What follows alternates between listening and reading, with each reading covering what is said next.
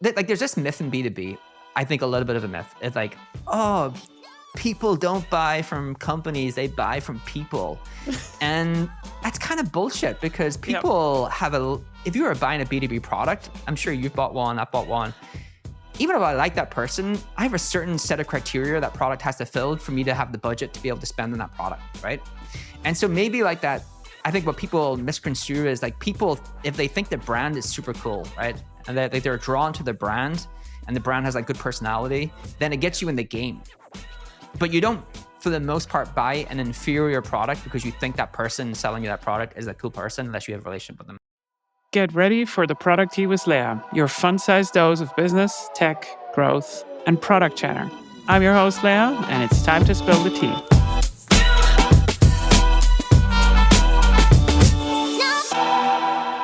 Top of the overheated European morning on the Product Tea with Leah. Today's guest is a man who has written the book on growth marketing. Well, it's not an actual book, but a LinkedIn profile, a monthly newsletter, and a podcast with a lot of hot takes.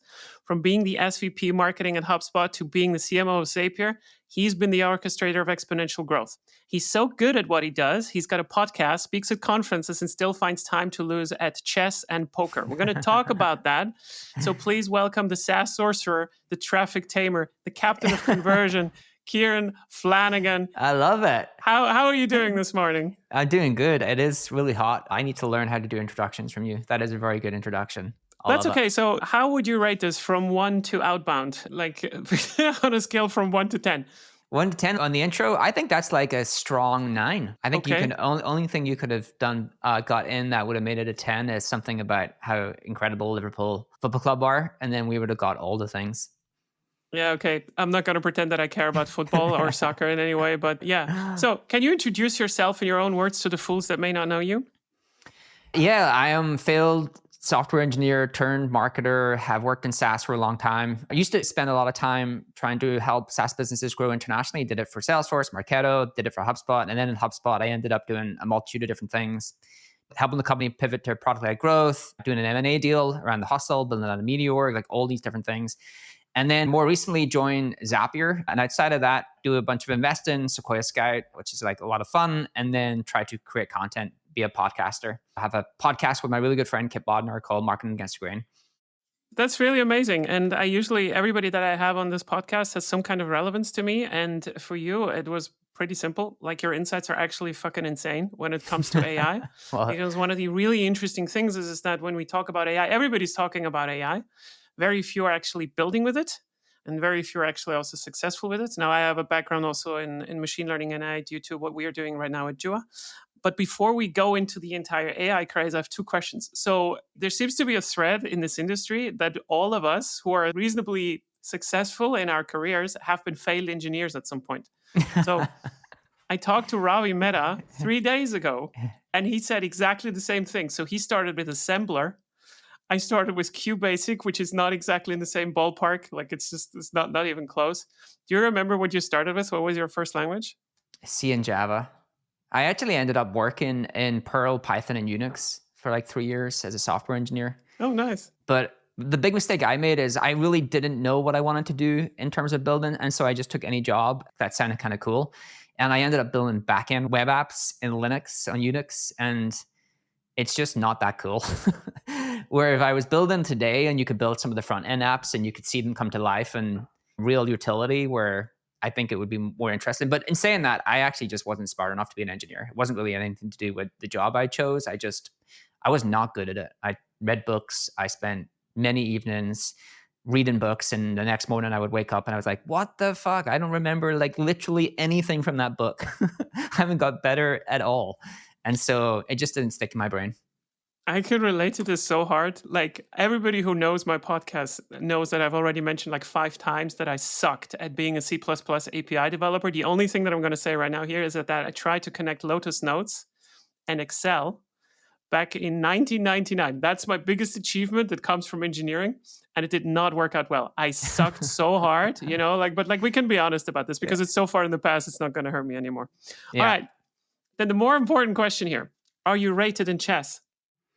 I have a winning record. And so this is something I'm proud of. Like we're rated as, I think at the moment it's like 1,100. on chess.com. You go check me out. Oh, you can't check me out because I actually changed my name to something you will not find. But yeah, I have a winning record. It did take me a while to do that. It took me like, okay, here's like a little hack because I am obsessed by winning. So over the course of maybe 2 years, I was building up my like chess score. But the problem with chess.com is when you initially join, you're going to lose a bunch. And so your score goes way down. And then it's at really hard to get 800. yourself back up. So what do you do? Well, I always think about like how I can hack the system. So I created, every time I got too far down, I would start again with a new account. Because when you start with a new account, you start with an even record, right? And so if you get better and better at chess, if you keep starting new accounts, it's going to be easier over time to get a winning record because you're getting better, right? And so I will say that I'm on my fourth account, but my fourth account has played a lot of chess, and I do have a winning record. Okay, the winning record is easy to manipulate. I give you that. It is, yeah. But you're such a noob because I'm 1,250, I think, on chess.com. I will challenge you after this podcast. 1,250? Oh, we should play. What? Sorry? You're 1,250 on chess.com? Yeah, 1,250. Yeah, and it's not wow. It's not good at all. But like I wrote an article about this. I just hunkered down for 1 year. It was just like, I'm going to get better at this. And I was so bad at the start. I had like a rating of 3 to 400, like same as you, right? Like I classify myself as intermediate, which puts you, I think, as 800 or something. Right. You have a very rough awakening of like just how hard chess is. And yeah, okay. But chess is not the topic for today. Let me just ask you the last final kind of personal question for you, because this is a very interesting one. What do people usually get wrong about you once they get to know you? I think because we say this a lot on the podcast, and that me and Kip are very logical and for the most part are happy not to interact with humans.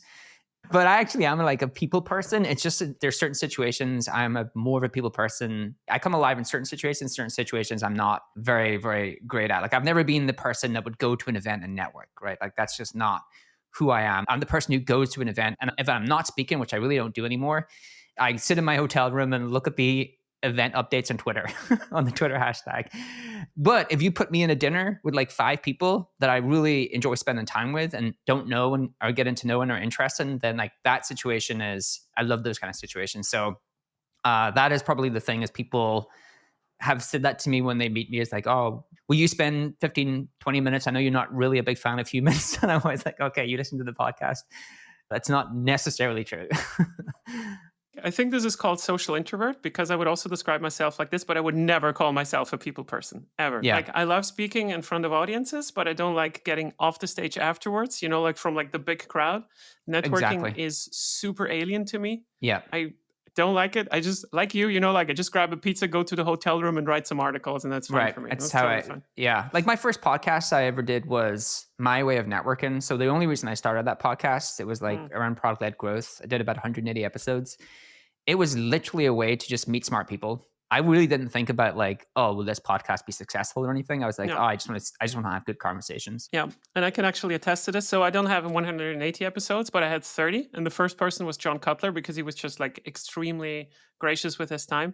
And it's been helping me a lot. Like, you meet kind of some interesting heads, and then you also have some other VC connections. Like, hey, do you know this guy? It's just crazy how all of this works. And networking is very, very successful. And I'm very glad that I don't have to do it on kind of big get-together parties, or like these VC parties that also sometimes are being thrown around. I've never been on one of them. I never will be. And I'm happy about it. I'm glad that I made it without it. So, All right, Kieran. So let's just jump into the topic. So why am I talking to you? Let me just ask you the first really provocative question. What are you doing in marketing right now if AI is killing it? I think there's multiple waves of AI. And I think the wave that we are in today is more of an accelerant for all forms of marketing rather than like a detractor. Like it's a tailwind versus a headwind in some cases. And so what I mean by that is like if you're on a content team, wow, you should actually be able to get much better at your role, because now you have an assistant to do research and you have an assistant to pull data. You're a content creator. Like I still don't think anything in text form that AI creates is worth shipping if you really want to build an audience around content. It's just not. It's not differentiated. It doesn't stand out. I kind of went through this recently on LinkedIn, which is like, hey, like I think on the tech side of things, it's a good assistant. If you're trying to do imagery, it's actually good at getting you images you can fully ship.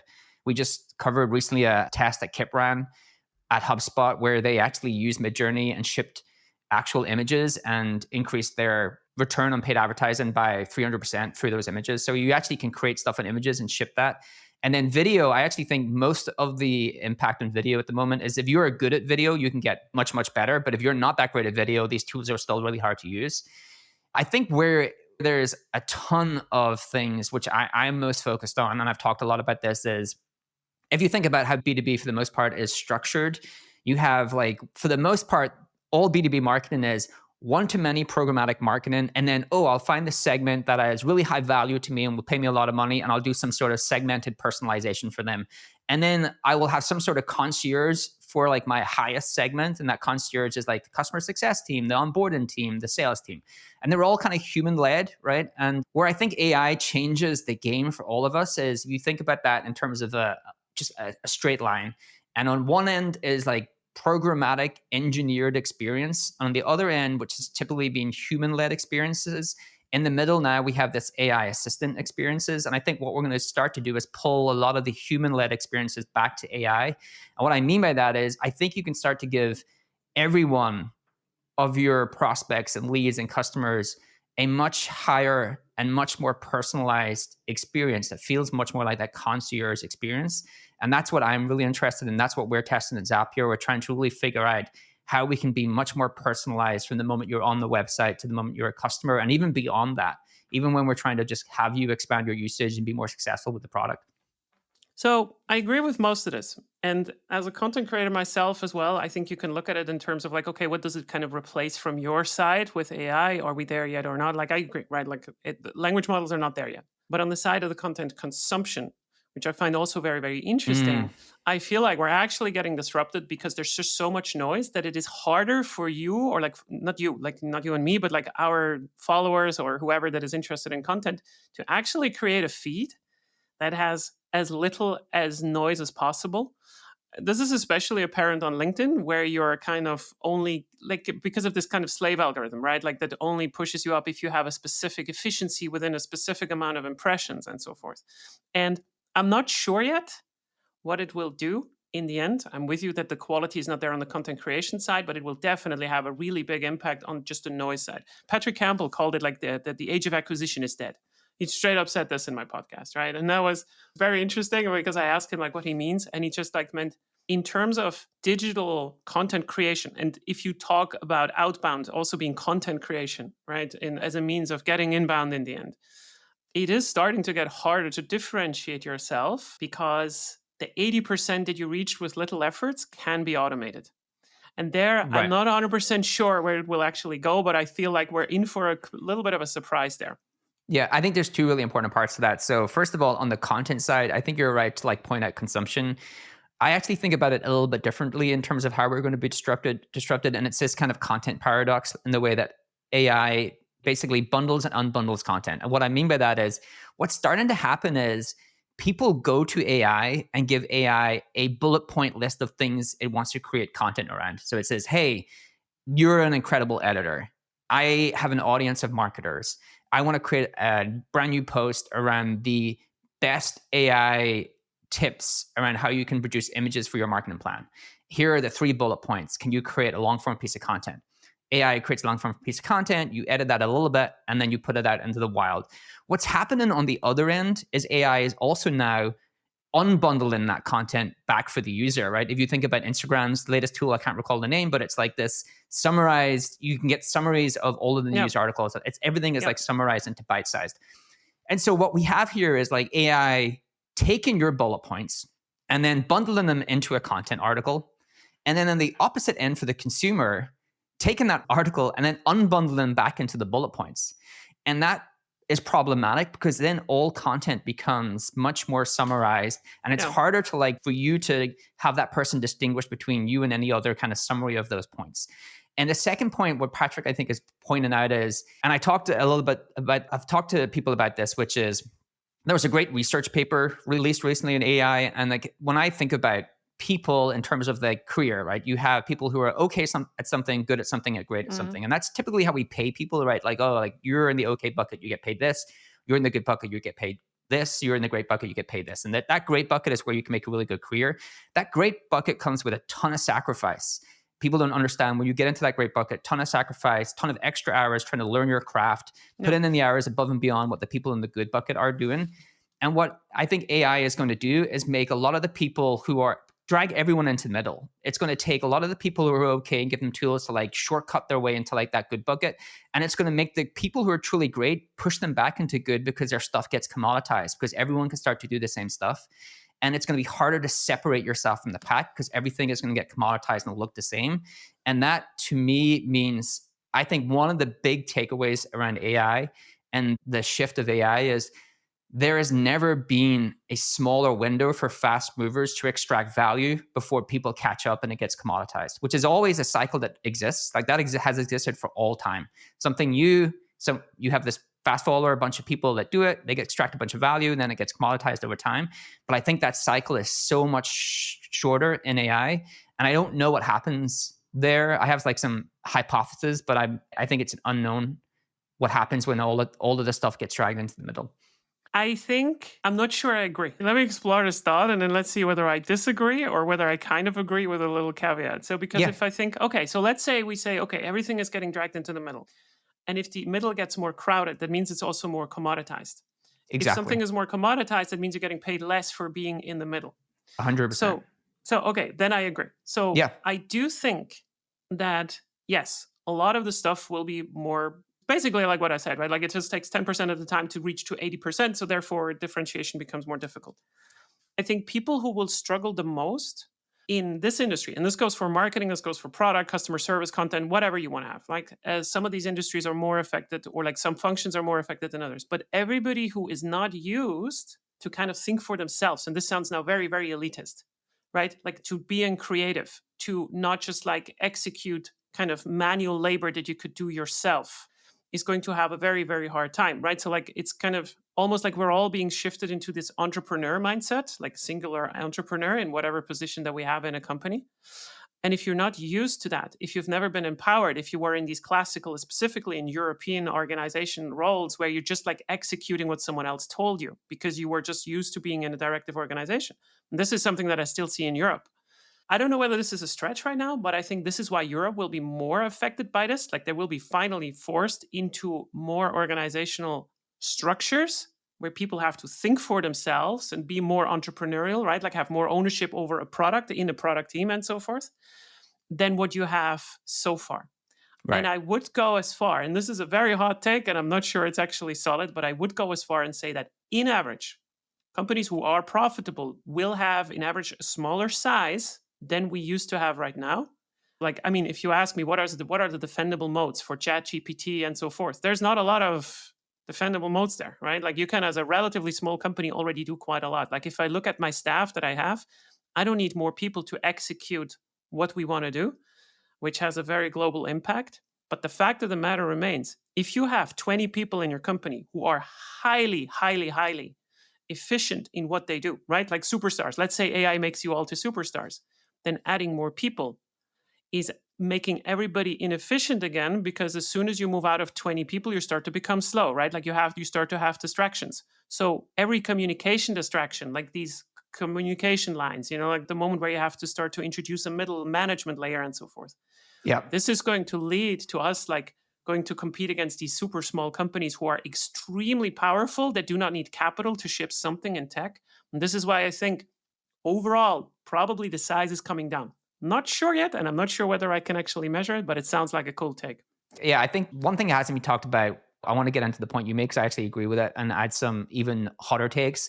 But one thing I think we've talked about AI being deflationary for jobs, and that what you talked about is like you just need less people. And there was a graphic that really stuck with me. It was actually not in relation to AI. I was looking at it for some other reason. It was based in the US, but if you look at farming over time, or the number of farmers that there were over time, mapped to the increase in technology, what really just happened is you just needed less farmers over time in agriculture because you just had technology do more of the work. There's something to be said for like, we feel like we're special because we're knowledge workers and we've always felt special. Maybe we are this generation's farmers, and over time you just need less of us. And the other thing is like moving people into the middle bucket, the good bucket. It's also very deflationary on wages. And that's the point. I think that's the kind of Mm. What happens with dragging everyone into the middle is like it's pretty deflationary for wages because now I can pay you the same as you because like you don't have a special sauce. But the thing I wanted to talk about, which is what you mentioned there, was that entrepreneurship part.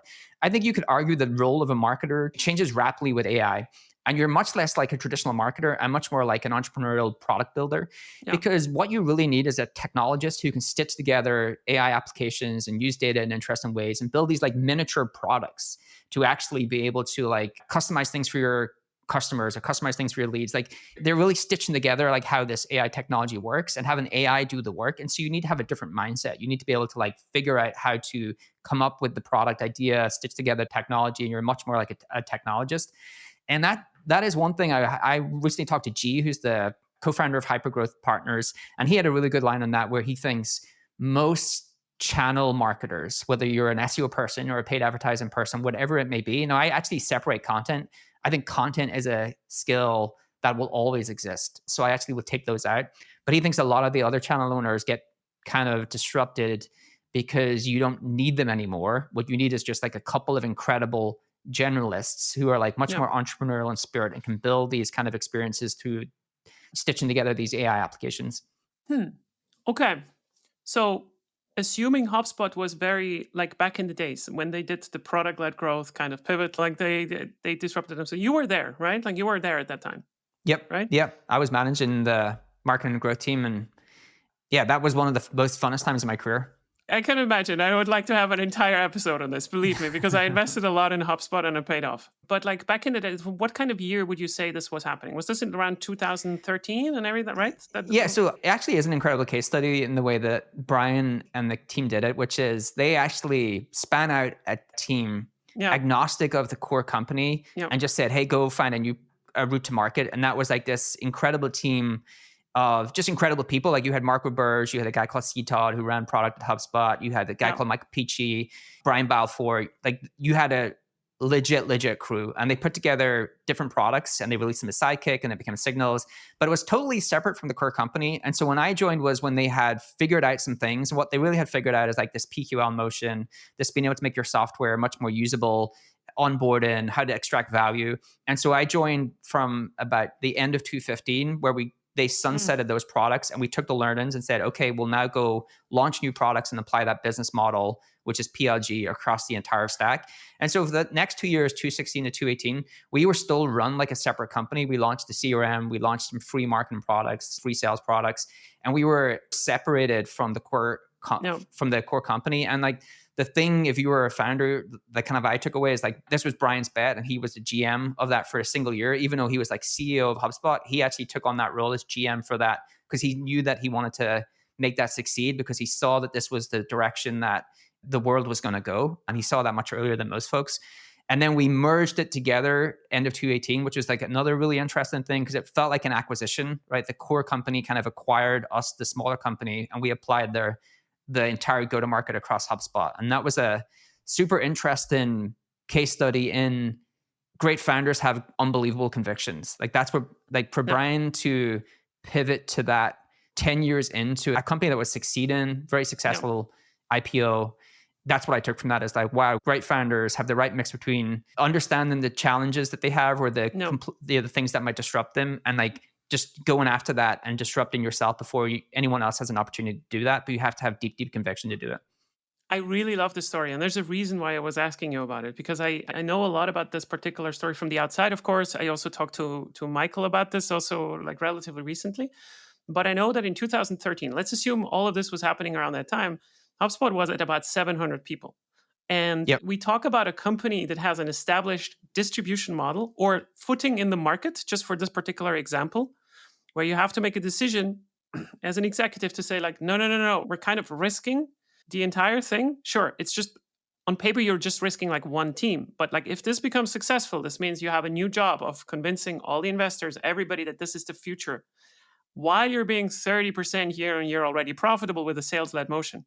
Now, the reason why I'm bringing this up, this entire story, is because I feel like a lot of companies now have to do sort of do the same, not just in product-led growth, but like also with AI, that if you think about businesses that are in online translation, like Localize or some other companies, like your market is starting to get really threatened now on top. It's not just like, even if you were profitable, you need to find a new model that is not only working on a year-to-year basis, but that is also defendable on a DCF calculation 5 years down the line. But now we're on this gold rush moment where you said, like, yeah, you can create a lot of upside, but at the same time, you also need to have a convincing story that this will last over the next couple of years. And this is what's so crazy about HubSpot. When HubSpot was doing this and said, like, no, we can get in from the market from the down, like from the down market, and then still make it a compelling case to moving everything up.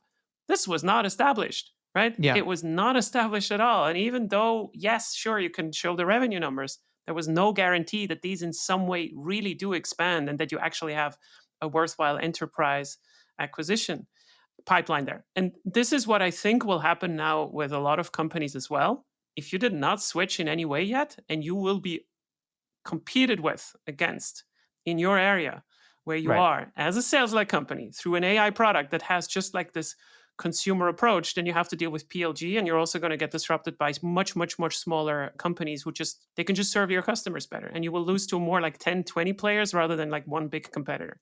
That's Yeah. kind of where I'm at.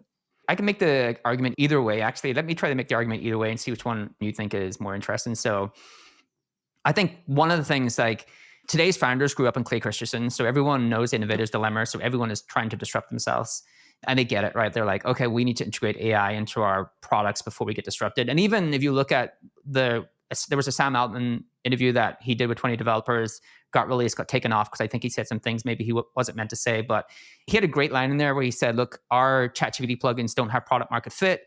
What we're realizing is people don't want to have their products in ChatGPT. They want to have ChatGPT in their products, which means like all people want natural language interface within their software.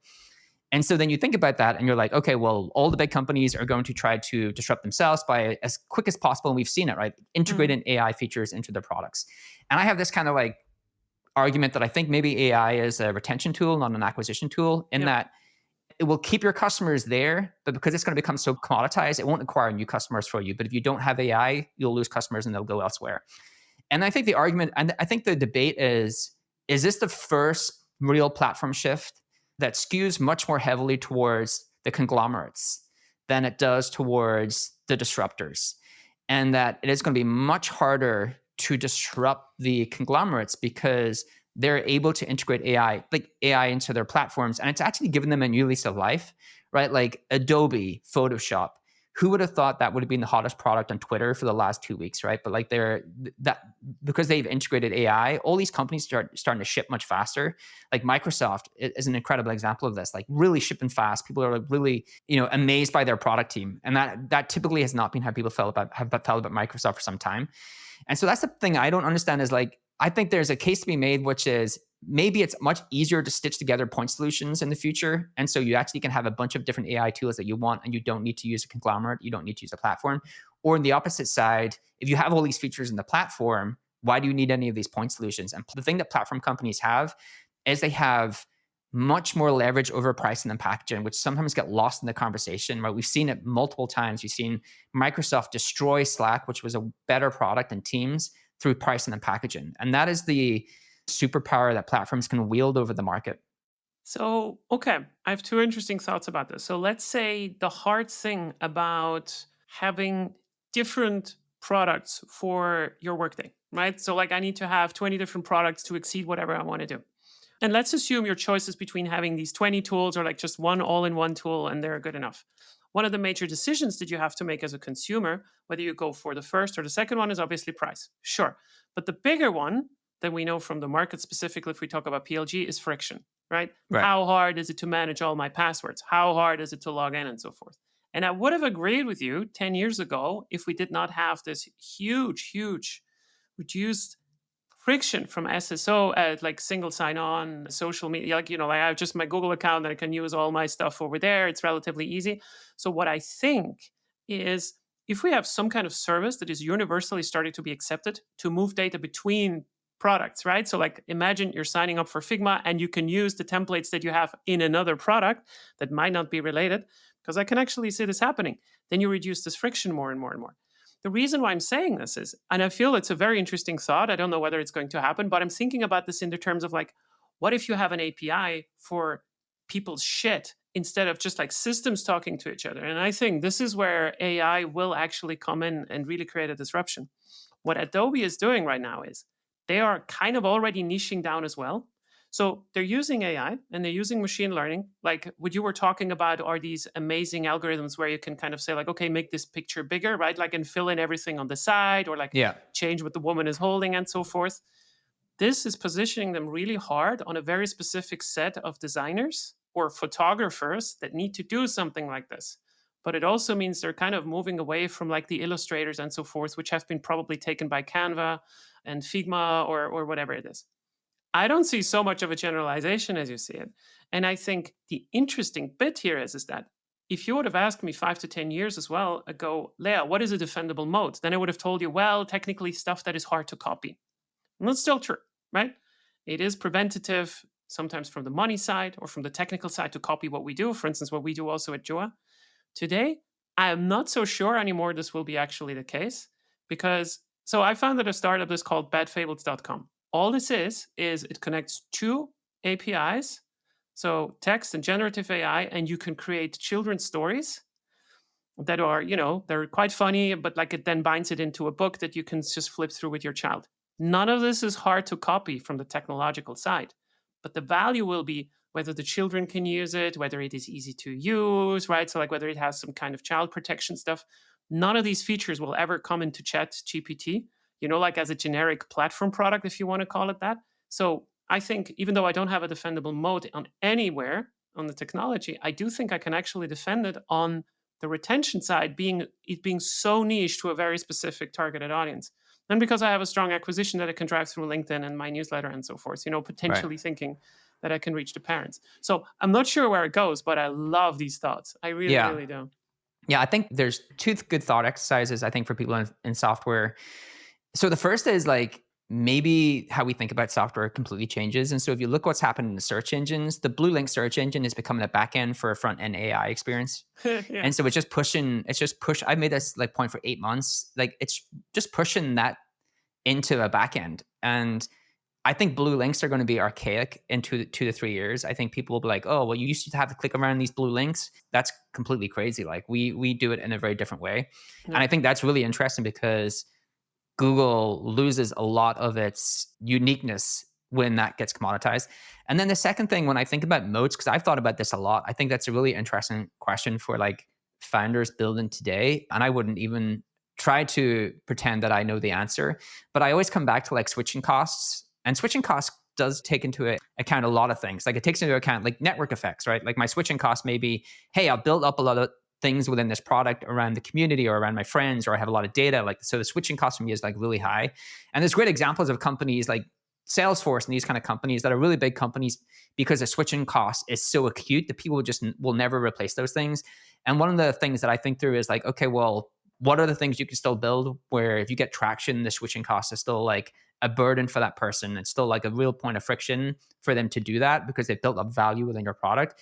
And how does AI erode that rapidly? And I think it does erode it in a lot of places. Like you Yeah. could argue the value accrues at the hardware layer. And then like I don't even know if it accrues. I used to think it accrued at the model layer, but it really doesn't. Like if you look at models today, I don't know how you differentiate. Like OpenAI are winning because they do have a great model, but they also are fast. But there is like open source models that are proven to be somewhat as near. There's open source models. There's a model called Orca, and the Orca is an open source model that's proven to be as accurate as GPT 3.5. Yeah. And that's like open source free. And so they're rapidly catching up to OpenAI. I know Sam said they probably will never catch up and they're like 2 years ahead. But I think in the hardware layer, I used to think the model layer, and then maybe like the opposite end of the spectrum of the hard layer, like there's some sort of UI layer or companies that are able to gain traction in that layer that are really hard to disrupt. But it is really hard to see how software does not all start to look the same. And like one thing that's kind of funny is every homepage is just going to be, this is quick and easy and cheap because that's what AI does for software. It makes everything like Yeah. quicker and easier and cheaper to use. So, okay, let's go really fucking crazy. I think product-led growth, it was kind of like the mastery of how to onboard people with as little friction as possible to get good revenue. I think the next revolution that we have was something like offboarding-led growth in some way. Because, so what I'm trying to say is this.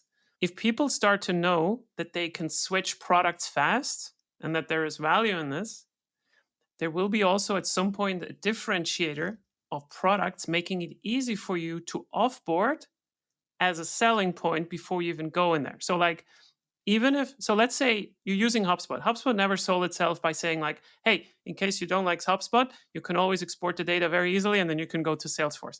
That was Right. never a selling point. Of course not. Why would you do that? But if this becomes common sense, right, in a way that, I can sign up fast and I can go out fast. This is something that we do already with product-led growth. We're de-risking the customer more and more and more and more. So the only thing where you can actually differentiate yourself in an over-commoditized PLG market would be to make it easy for customers to go. Because let's be honest, let's be completely real. We are not that far away from creating just like an AI-powered extension on your browser that clicks through your account in HubSpot one by one, scrapes all the data, and then brings it into a form that you can use it in another product. If you really put your Exactly. mind to it, you can do this. Yeah. So why not monetize it in the first place? Why make it hard for people? Because you're not going to defend it anymore. So this is a kind of like a hot take. I don't know what to call it yet. It's like probably offboarding-led growth, whatever. It sounds very counterintuitive, but PLG also sounded very counterintuitive for sales because they were giving away control. I have no idea, but I think it's going to be very interesting. Yeah. I think AI is a huge accelerant for PLG in general. Like, I think this is the unlock where you can make, because you're going to have a natural language interface, every product will be PLG, product-led growth. I think you need much less human handhold. And so I think that's one of the things I started writing a post about that, which is I don't think we've talked enough about I don't see a world where B2B marketing or B2B tech, we don't even have to talk about PLG. It's just like how products work. And then the second point is the part that you talked about there is happening, because I've seen some startups start to do it, which is you don't really have to ever interact with HubSpot. If you're a HubSpot customer, you can just interact through a different interface and have it like, hey, pull me the best contacts I have in Dublin, Ireland, send an email to them, and then get them to book a meeting and update my calendar, and then send me a description of the meetings, right? And build me a sales enablement deck. And that's all done through HubSpot, but it's not done in HubSpot. And the thing I can't really wrap my head around there then is, well, if the AI is good enough to do that for any product, to your point, why do I care about the product? And why do I not just like, okay, just you choose the product, tell me this is my use case, sign up, and you use that product, and I'll just tell you what to do with it. And we are going there, right? Like, I can't remember the startup. I was talking about it for a long time that General Catalyst just funded, which is based in San Francisco. And it's doing that, it is trying to build a natural language interface on top of software. Like, it had a really good example of it doing that for Salesforce, where you never had to use Salesforce. Now, that you could argue that is a plus for Salesforce, because people struggle to use Salesforce, and Salesforce as a backend is still incredibly valuable to people. Or you can argue that, well, to your point, if you can actually say, hey, I don't want to use this product anymore, pull all my data out and put it into this platform. If you can do that, then it is hard to, I think software just gets completely commoditized. And I actually don't know what that means for any of us. I 100% agree. This is exactly what's going to happen. And this is what I meant when I talked about these big unifier products, like these platforms that just like plug in other products and you don't even see the interface anymore. Right. This is so crazy. And I don't see how an individual company can actually counteract it, because do you care, exactly like you said, do you care whether it's Salesforce or HubSpot? If it works, and we will probably also have AI to confirm relatively fast whether something works. You can even do A/B experiments inside of your company, probably. Okay, sales team 1 is getting this, sales team 2 is getting this, and let's see what happens. I mean, this is the absolutely crazy thing. I think people are still trying to wonder whether AI is going to imitate like what we do as people, like individually. Like, so for instance, sales is falling over each other right now in trying to figure out how they can use ChatGPT to imitate salespeople, right? Like, okay, let me scrape Kieran's CV on LinkedIn and then create a funny outbound message that he's going to react to. They're getting it completely wrong. Right. They're really getting it completely wrong. Yeah. I don't care for your fucking outbound with 10 jokes that make me supposedly laugh. I don't even care whether I realize that what you do is AI. But if an AI model that has credibility tells me that you and me have a good relationship with each other because of, I don't know, there is value in me and value for you, because that's what sales is in the end, then I'm interested. But Yeah. people think it's about imitating people. It's definitely not. No, yeah. So this is actually a really good topic. So, because I talked to G about this as well, which is the personalization piece. No. So in the personalization piece, I agree that what people are trying to do, and I've actually shown an example of it LinkedIn when I was doing it, messing around with it with Kip, is like pull, like there's this myth in B2B. I think a little bit of a myth. It's like, oh, people don't buy from companies, they buy from people. And that's kind of bullshit because Yep. people have if you are buying a B2B product, I'm sure you've bought one, I've bought one. Even if I like that person, I have a certain set of criteria that product has to fill for me to have the budget to be able to spend on that product, right? And so maybe like that, I think what people misconstrue is like people, if they think the brand is super cool, right? And that they're drawn to the brand and the brand has like good personality, then it gets you in the game. But you don't, for the most part, buy an inferior product because you think that person selling you that product is a cool person unless you have a relationship with them. Yeah. Now, I do think in an AI world, word of mouth and community is 100x in value. Because I think what will happen is over time, as the AI thing commoditized personalization, like this person sounds like they're talking to me, but I know it's AI. And I tune more of it out because that's what we do as humans. But the thing you were getting at, which is for the most part, what people are trying to do is like, oh, pull data from LinkedIn and all these different sources and then craft the perfect email for you. And the thing that me and G talked about is what separates the good from the great there is the idea, Yeah. right? That there's like a creative idea that basically captures your interest outside of like the personalization piece that you can do with AI. And so one of the examples that G gave was he pulled university information for CTOs, and then he automatically set a bet about he found out where their college football team were next playing or who they were No. playing against, No. and he bet them $50 that their team would lose. And he said, "Do you want to take that bet?" That was the very first email. And the thing to take away from that is there is still a great versus good in personalization. G is one of the best. No. And it's still the creativity of the idea. Like the lazy people will take AI and just replicate what is already being done. The incredible people will take AI and use it to do creative ideas that are not being done today. And that is the difference that has always separated the good and great bucket. With the good bucket is like, oh, I've seen this thing, I can just replicate it. You're doing this thing, I'll just copy it. The great people are like, I'm actually going to do something that you're all going to copy, right? That still exists. And I think that still always does exist, but maybe the number of people in that bucket just gets smaller over time. I really agree. And I think fundamentally the problem from sales is not that they have a convincing sales pitch. I think the problem is still that if you don't have a good match with me, what I need, then no sales pitch is going to solve it. It's kind of like what you said as well, right? So like it's not, yeah, you're not buying just from people. That's true. That's not a differentiating factor. But what it is like really trying to cut through the noise.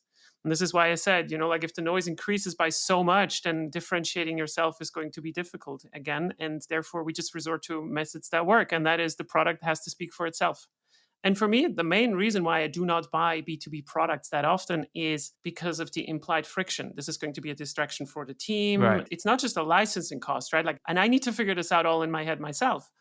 But if AI can help me connect with other vendors in some way where we can actually derive, okay, this is a risk of $5,000 versus $25,000 before even the licensing cost. However that's going to look like, then it starts to get really, really interesting. So Yeah. I really don't know how it is, but it's exactly what's going to happen is everything looks fake, everything looks perfect, and we humans are very good in starting to filter things that gave us bad experiences between like the promise and, like you're touching the hot stove or like you get stung by a bee or whatever. This is the same shit that's going to happen all over again. If everybody sounds perfect, we stop listening to people. And then we need to find some other things. Yeah, I'll give you like two quick examples from what we're doing at Zapier that I think are somewhat interesting because we're not trying to replicate the human, we're trying to provide value. So one of the things we're trying to do is like what would really help people actually with Zapier is if we could provide you a contextual automation guide based upon your tech stack. Yeah. And so to do that in the pre-AI world, you would have to like go get that person's tech stack and then have a writer sit down and write like, here's the jobs to be done and here's the things you can automate and here's the reason you should automate them. And actually, if you're a marketer, contextualize it for you. If you're a salesperson, contextualize it for you. And so it's just not doable. Like that's just a good example of something that is just not doable. in today's world. Now, what we're able to do starting to do with AI, and because Zapier is part of the GPT-4 training model, like some of the data is in there, so it kind of seems to understand Zapier pretty well, is we're able to like retrieve that tech stack and have GPT-4 build a personalized automation guide. And if you prompt it, and we've played around with the prompts a lot now, and if you prompt it with it's this person's role, segmented in jobs to be done, talk about the automation in a way that they understand it, not just like send leads here and do this. It's like, hey, you can actually sell more of your leads, or you can get more quality leads to the sales team so they can close more by doing these 3 things, and based on the tech stack. And it's actually really good, right? It actually provides context, understands you're a marketer, so it talks in your language, and it actually understands how to tell you why these things are valuable, not why they're just like, here's some basic automation stuff. So that's one. And I think the second one that I think is the PLG part for all companies is, to your point, a lot of our time is spent trying to use software, right? Like a marketer, we've invented roles for it, marketing ops, right? Like an entire role just to figure out how to use software. And all these marketers spending 50% of their time just trying to use software. That should actually, I'm optimistic that we can actually start to do better things because we never have to do that again. So like at Zapier, one of the things we're obsessing over is you should just be able to come into the product and continually ask AI trained in our data how to do things. And it's so much easier to do. And at some point, actually, the AI, and we have started to do this, the AI can do things for you. It can write Zaps for you. It can write code for you. And so to your point, I think the PLG part, or the thing I've said is like, I think the onboarding piece is the piece I would obsess on if I was like in a growth team today, is just we've always obsessed about making our onboarding experience more frictionless. The activation number, in my experience, and the companies that I have always advised and talked to, activation is the hardest metric to move. Your WATs, your weekly active teams, your weekly active user, whatever it's actually the hardest metric to move. Well, this is like a point in time where you have real technological shift to make sizable impact on that. And I think that's a real area of opportunity. And I think, again, like activation is the leading indicator to good retention. I mean, exactly. It's not the only one, but it's a really good one. And I talked about this with Scott Brinker as well, which was really interesting. And like ops functions, marketing, product, doesn't matter. I don't know. That would be another topic for another podcast, because unfortunately we're nearing the end and I honestly could go on for another 2 hours. I think this was really, really, really good.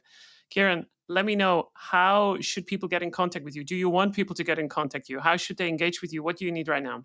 Well, I have 5,000 outstanding connections on LinkedIn. So if you do want to connect, just send a message so I know you came in through the podcast and I'll connect. Twitter's @SearchBrat or Marketing Against the Grain podcast. Thank you so much for coming onto the show today. It was really awesome. Yeah, cool. Thanks for having me, Leah. Thank you so much for listening to The Product Tea with Leah. If you don't have enough yet, you can subscribe to my podcast right now on Apple Podcasts or Spotify, or you can head to my website, leahtarin.com, which is leahtarin.com, where you can find much more of my material or just want to work with me.